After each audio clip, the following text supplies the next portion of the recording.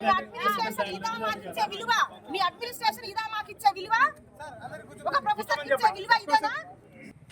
Permission ఎందుకు ఉండదండి ఫ్యాకల్టీకి? యూనివర్సిటీలో ఫ్యాకల్టీకి పర్మిషన్ మా సమస్యలు ఎవరికి చెప్పుకోవాలి? పెళ్లికి పర్మిషన్ అడిగినావా?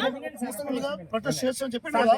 ముఖ్యమంత్రి వచ్చి చెప్పారు. కండక్ట్ జనరల్ ఎలక్షన్స్ అని చెప్పి మేడంకి నాట్ పర్మిటెడ్ రాసి నాకు అక్షరాలు పంపింది.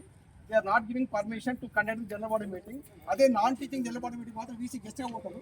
మన జనరల్ బాడీ మీటింగ్ ఆయన మెంబరు, ఆయన is not coming to general body meeting, ఆయన not giving permission to allow.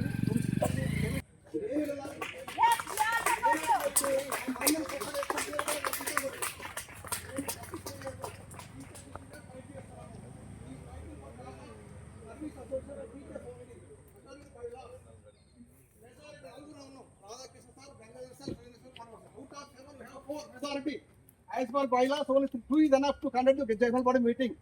The association proceedings also. The other part are misguiding. Last vice chancellor అయితే వాళ్ళు సపోర్ట్ చేశారు.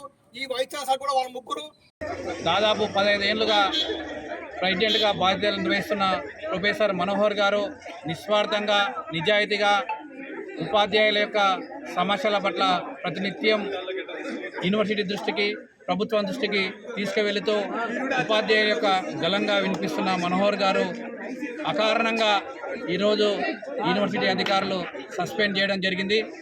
కాబట్టి ఈరోజు యావత్ ఉస్మాన్ యూనివర్సిటీ అధ్యాపకులు, అదేవిధంగా తెలంగాణలోని రిటైర్డ్ ప్రొఫెసర్లు, వివిధ విశ్వవిద్యాలయాలకు సంబంధించిన ప్రొఫెసర్లు అందరూ కూడా ముక్త కంఠంతో ఖండించడం జరిగింది.